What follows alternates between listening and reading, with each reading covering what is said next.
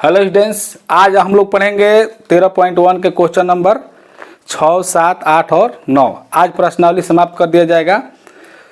तो देखिए, चलिए, पृष्ठीय क्षेत्रफल और आयतन है चैप्टर 13, क्वेश्चन नंबर 6। देखिए, क्वेश्चन क्या कह रहा है कि दावा का एक कैप्सूल एक बेलन के आकार का है जिसके दोनों सिरों पर एक एक अर्धगोला लगा हुआ है। यहाँ पर आकृति में दिया हुआ है पूरे कैप्सूल की लंबाई 14 mm है और mm मतलब मिलीमीटर, और उसका व्यास 5 mm है। इसका पृष्ठीय क्षेत्रफल ज्ञात कीजिए, यानी कुल पृष्ठीय क्षेत्रफल निकालना है कैप्सूल का। तो देखिए, आप लोग कैप्सूल इस प्रकार से देखे होंगे। थोड़ा बड़ा कैप्सूल बना देते हैं। यहाँ पर अर्धगोला लगा हुआ है, यानी कि यहाँ पर मान लीजिए कि अर्धगोला है, यहाँ पर अर्धगोला है, थोड़ा इधर मोटा बन गया। दोनों ओर सेम रहता है कैप्सूल में। और इसका जो लंबाई है ये 5 mm है चौड़ाई, ठीक है। और पूरे कैप्सूल की लंबाई है 14 mm, ठीक है, यहाँ तक। तो चलिए, यहाँ पर सबसे पहले लिखेंगे, दिया है कैप्सूल की पूरी लंबाई 14 mm है, चौड़ाई यानी इसको हम कह सकते हैं पूरा व्यास कितना है 5 mm, ठीक है। तो R कितना हो जाएगा 5/2 mm, ठीक है। अब यहाँ पर देखिए, यहाँ से ये जो है 5/2 हो जाएगा, यानी 5/2 हो जाएगा। ये त्रिज्या हो जाएगा, यहाँ से ये त्रिज्या हो जाएगा, ठीक है। और पूरा हो जाएगा व्यास, यानी कि जो कैप्सूल की चौड़ाई है वो पूरा व्यास हो जाएगा, ठीक है। कैप्सूल की पूरी लंबाई, तो अब यहाँ पर हो जाएगा बेलनाकार भाग की लंबाई। अब यहाँ पर लंबाई को हम h कर लेते हैं, क्योंकि बेलन के आकार में h ही लिया जाता है। तो h कर लेते हैं, तो 14 में से माइनस क्या हो जाएगा, देखिए, इधर से 2.5 और इधर से 2.5, टोटल 5, यानी 2.5 माइनस 2.5। इसको हम 2.5 mm लिख सकते हैं। अब यहाँ पर 5 घटाइएगा तो 9.0 हो जाएगा mm, क्योंकि 2.5 5 घट जाएगा 9 में, 9 5 14, ठीक है। और बेलनाकार भाग की हो गया यहाँ पर लंबाई कहिए या ऊंचाई कहिए, ठीक है। यानी कि यहाँ से लेकर पूरा यहाँ तक आपका हो जाएगा 9 mm। उसको लिखिए मत लिखिए, कोई दिक्कत नहीं है। अब यहाँ पर इसका पूर्ण पृष्ठीय क्षेत्रफल निकालना है। यहाँ पर केवल कह रहे पृष्ठीय क्षेत्रफल ज्ञात कीजिए, तो जितना पृष्ठीय है उतना ज्ञात करना है आपको, ठीक है। तो यहाँ पर लिख देंगे इसका, इसलिए कैप्सूल की पृष्ठीय क्षेत्रफल, कैप्सूल की पृष्ठीय क्षेत्रफल क्या हो जाएगा, देखिए, बेलनाकार भाग का वक्र हो जाएगा, यानी कि 2πRh वक्र हो गया, और प्लस में दोनों अर्धगोला इधर जोड़ देंगे, यानी कि 2 गुना 2πr², ठीक है। अर्धगोला का पृष्ठीय क्षेत्रफल हो जाएगा, और दोनों ओर अर्धगोलाकार है, ठीक है। तो यहाँ पर देखिए 2πr कॉमन हो जाएगा और इधर बचेगा h, 2πr निकल गया, इधर 2 बचा और 1 बचा r, ठीक है। चलिए, यहाँ पर देख लीजिए, 2 गुना 22/7, पाई का मान 22/7 ही लेना है। उसके बाद r है आपका 5/2, ठीक है, r है 5/2, और इंटू h कितना हो गया 9 प्लस 2r कितना हो गया 2 गुना 5/2, यानी कट जाएगा। चलिए, यहाँ पर देखिए 2 कट गया, 22 5 दिहोल से 110/7, यहाँ पर हो गया 9 प्लस 5, ठीक है। तो ये हो जाएगा 110/7 गुना 14, 9 5 14, 7 दूनी 14, यानी 11 दूनी 22, 220 mm स्क्वायर। इसका पूर्ण पृष्ठीय क्षेत्रफल हो जाएगा कैप्सूल का mm स्क्वायर, 220 mm स्क्वायर। ये हो जाएगा आपका आंसर। ठीक है, आगे क्वेश्चन देखते हैं। देखिए 13.1 का क्वेश्चन नंबर 7 देखिए क्या कह रहा है। कह रहा है कि कोई तंबू एक बेलन के आकार का है जिस पर एक शंकु अध्यारोपित है। देखिए हम लोग फिगर बनाते जाएंगे। बेलन के आकार का है, इस पर शंकु है। तो मान लीजिए ये बेलनाकार है, यहां पर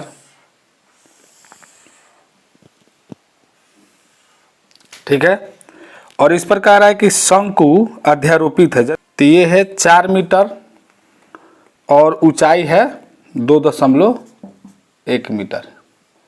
चलिए उसके बाद कह रहा है यदि शंकु की तिर्यक ऊंचाई 2.8 मीटर है तो इस तंबू को बनाने में प्रयुक्त कैनवास का क्षेत्रफल ज्ञात कीजिए।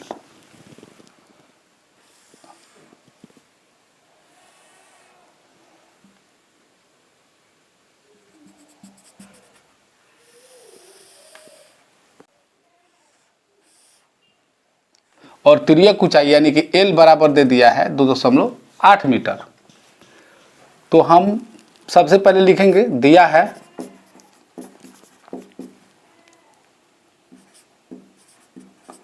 तंबू के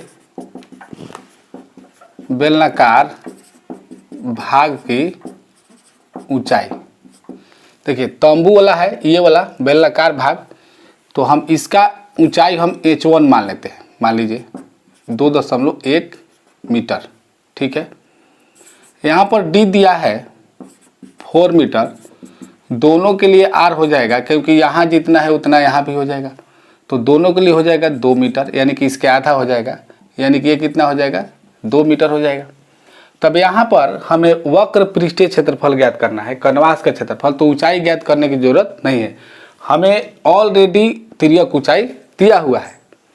तो इसलिए लिखेंगे प्रयुक्त कैनवास। कैनवास मतलब जो कपड़ा लगा है उसका क्षेत्रफल निकालना है।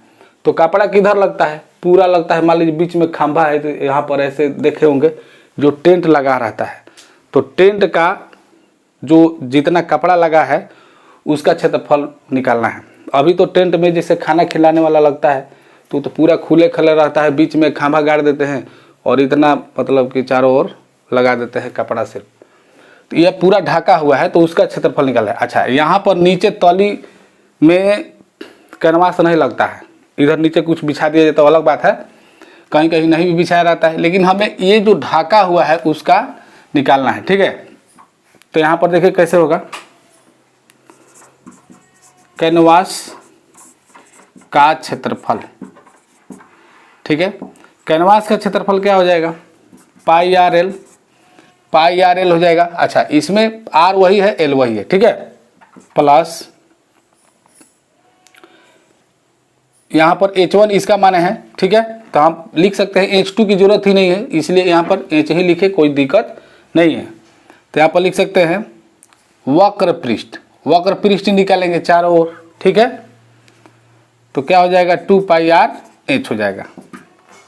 तो यहाँ पर देखिए पाई आर यहाँ पर कॉमन हो गया, L plus pi r common हो गया, तो क्या बचा 2H बचा।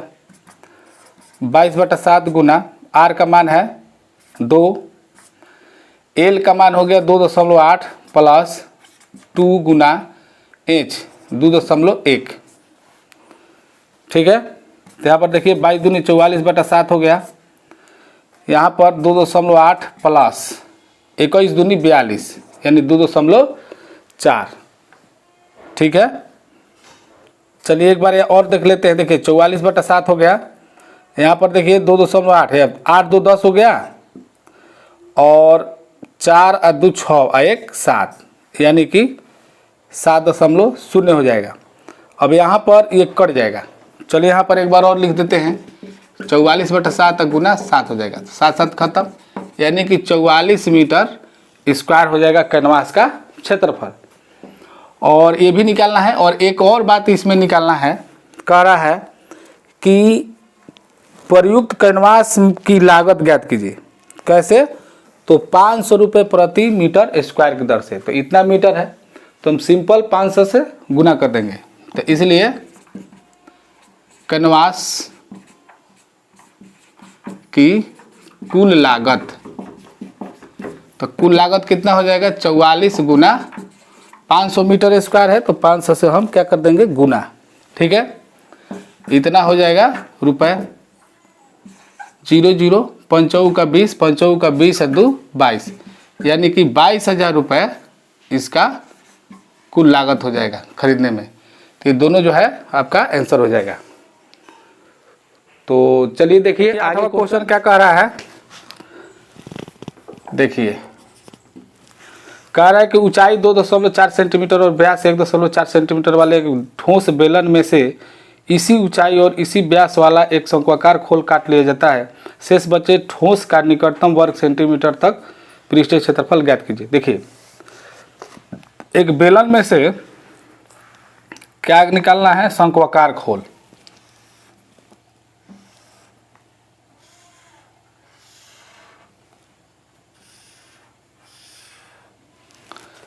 जैसे ही बेलन हो गया, इसमें से शंक्वाकार भाग काट लिया जाता है। मान लीजिए यहां से ऐसे इसमें से काट लिया गया, इसमें से इसको निकाल लिया गया, तक जैसे मान लीजिए इसमें से निकाल दिए हैं,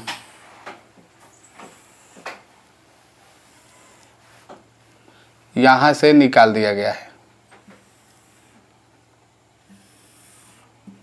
ठीक है, इसमें से जो ये खाली कर दिया गया है, तो आपको ये जो है खाली कर दिया गया तो पूरा संपूर्ण पृष्ठीय क्षेत्रफल निकालना है। ठीक है, तो देखिए 8वां क्वेश्चन है। तो इसमें दिया है एच बराबर 2.4 सेंटीमीटर। ये जो एच है 2.4 सेंटीमीटर है। ठीक है, व्यास है पूरा, मान लीजिए इसको व्यास बोल सकते हैं, तो क्या हो जाएगा 1.4 सेंटीमीटर। 1.4 सेंटीमीटर है व्यास पूरा, यानी यहाँ से लेकर यहाँ तक, इधर से कहिए इधर से कहिए कोई दिक्कत नहीं। ठीक है, यानी डी है 1.4 सेंटीमीटर, इसलिए आर बराबर हो जाएगा 0.7 सेंटीमीटर। ठीक, अब यहाँ पर कहा शेष बचे ठोस का निकटतम सेंटीमीटर। अब यहाँ से खोल काट दिया गया है तो इसका भी पृष्ठीय क्षेत्रफल निकलेगा। ठीक, तो यहाँ पर इंच दिया है और आर दिया है, तो जब इंच दिया है आर दिया है तो तिर्यक ऊंचाई भी निकालना पड़ेगा एल, क्योंकि जब निकाला गया, जब इसको ठोस को निकाल दिया गया है तो उसका भी तो नीचे अंदर अंदर जो है ये बचा हुआ है। ठीक है, तो चलिए देखिए जो अंदर अंदर पृष्ठ बचा है आप लोगों को मैं कैसे समझाऊं। जैसे मान लीजिए यहाँ पर ये है चीज, देखिए मान लीजिए शंक्वाकार भाग है। अब इसमें से ऐसे मान लीजिए निकाल लिया गया, तो ये भी तो पृष्ठ बचा हुए अंदर अंदर, तो जब इसमें से निकाल लिया गया है शंक्वाकार खोल काट कर, तो इसका भी पृष्ठ निकालना है, क्षेत्रफल इसका भी पृष्ठ निकालना है, और ऊपर बेलन का वक्र भी निकालना है। और आधार जो कट के निकल गया है, आधार का नहीं निकलेगा लेकिन ऊपर वाला निकलेगा। ठीक है, तो यही इसमें समझना है। ठीक है, तो यहाँ पर हमें एल निकालना पड़ेगा, इसलिए एल बराबर क्या हो जाएगा √h² प्लस r²। ध्यान से देखते रहिएगा, एच का मान हो जाएगा 2.4 का स्क्वायर प्लस 0.7 का स्क्वायर हो जाएगा। यहाँ पर हो जाता है 25, 24, 24 हाँ 5 से 76 हो जाता है, तो 5.76 हो जाएगा प्लस 7 0.49 हो जाएगा।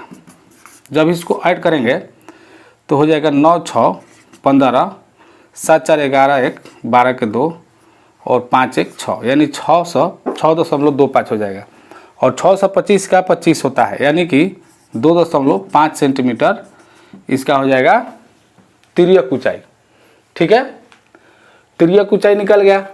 तो अब आपको डायरेक्ट शेष बचे ठोस का पृष्ठीय क्षेत्रफल क्या हो जाएगा, यहाँ पर फॉर्मूला लिख देते हैं। देखिए शेष बचे ठोस का पृष्ठीय क्षेत्रफल, चलिए यहाँ पर लिख देते हैं। देखिए वक्र पृष्ठीय क्षेत्रफल हुआ, वक्र क्या होता है 2πRh। ठीक है, उसके बाद ये ऊपर वाला बचा है, यानी कि हो गया पाई आर स्क्वायर, क्योंकि नीचे वाला तो कट के निकल गया है। और एक बच गया आपका वक्र पृष्ठीय क्षेत्रफल किसका, शंक्वाकार भाग का। तो शंक्वाकार भाग का हो गया, तो वो भी प्लस हो जाएगा पाई आर एल। ठीक है, काट कर निकाल दिया गया, मत सोचिए घटाना है, क्योंकि पृष्ठ जो दिखाई दे रहा है उसका निकालना है। ठीक है, अब यहाँ पर देखिए कॉमन हो जाएगा पाई आर, तो इसमें बचा 2h, इसमें बचा आर, और इसमें बचा पाई आर निकल गया है, तो एल बचा। तो यहाँ पर देखिए 22/7 हो गया, आर का मान है 0.7, 2 गुना एच, एच का मान है 2.4 प्लस 0.7 प्लस एल है 2.5। ठीक है, यहाँ पर 7 कट गया, 0.1 हो जाएगा, तो गुना करेंगे हम 1 से तो 2.2 हो जाएगा। यहाँ पर देखिए 24 दूनी 48, 4.8 प्लस 0.7 प्लस 2.5। अब इसको हम ऐड करेंगे और इसमें गुना कर देंगे। देखिए 2.5, 0.7, 4.8, आराम से ऐसे कर दीजिए, कहीं रफ में कीजिएगा, यहाँ पर जहाँ बना रहे हो वहाँ पर मत कीजिएगा। अब देखिए 8 7 15 5 20 के 0, हारसिल 2, 4 2 6 1 7, ये भी 7 हो जाएगा, यानी कि 7 हो गया और 7.0 हो जाएगा। तो यहाँ पर कितना हो जाएगा, देखिए 22 से 52 से हो जाएगा, यानी कि 0.1 के बाद हो जाएगा। ठीक है, क्योंकि दशमलव के बाद 0 है तो 0 हम नहीं चढ़ाए हैं, तो 15.4 सेंटीमीटर स्क्वायर हो जाएगा।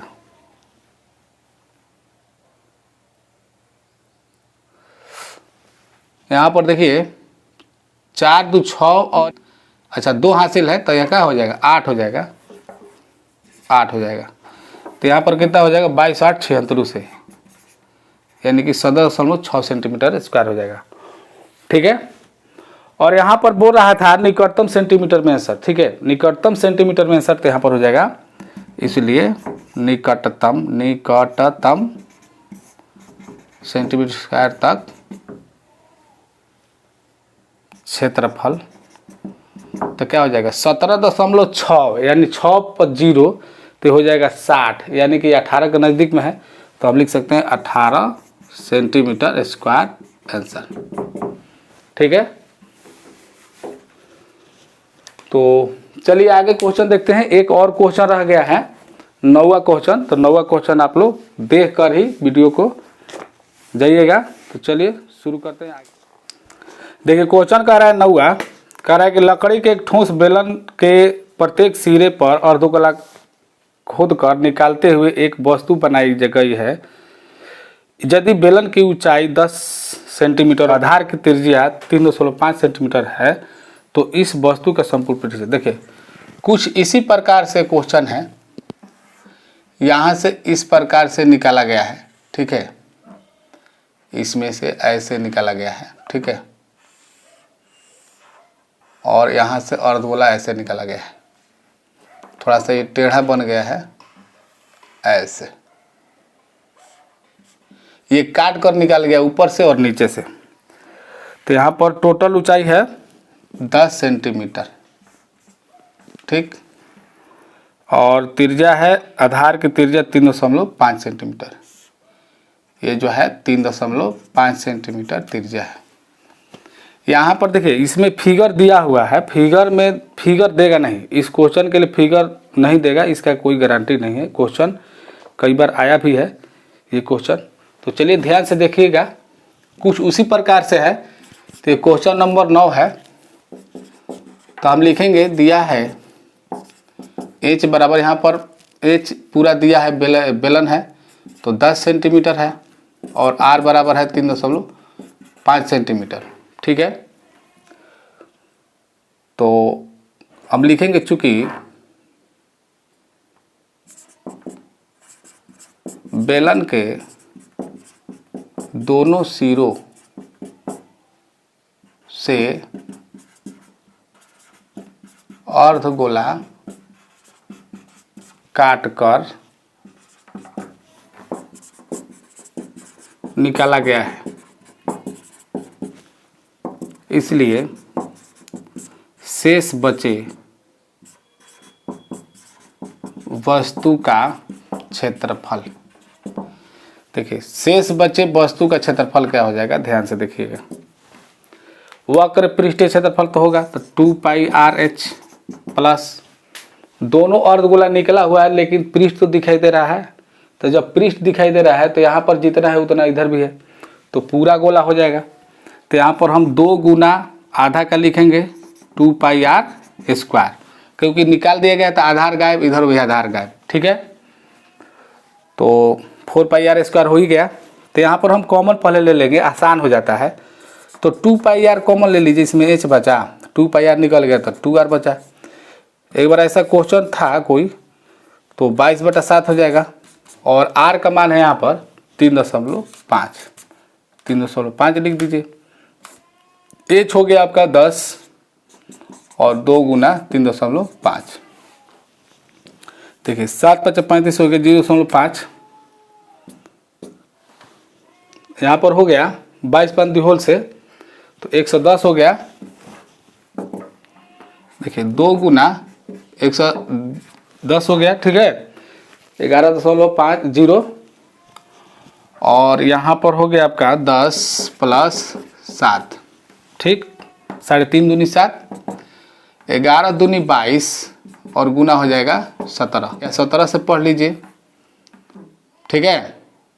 17 दूनी 34 के 4, 17 दूनी 34 और 3 37, 34 और 3 37, 4 3 7, ठीक है। ये हो गया cm²। अब यहाँ पर यही आंसर हो जाएगा। मैं उम्मीद करता हूँ कि आप लोगों को सभी क्वेश्चन समझ में आ गया हो। तो चलिए आगे मिलते हैं। जय हिंद, जय भारत।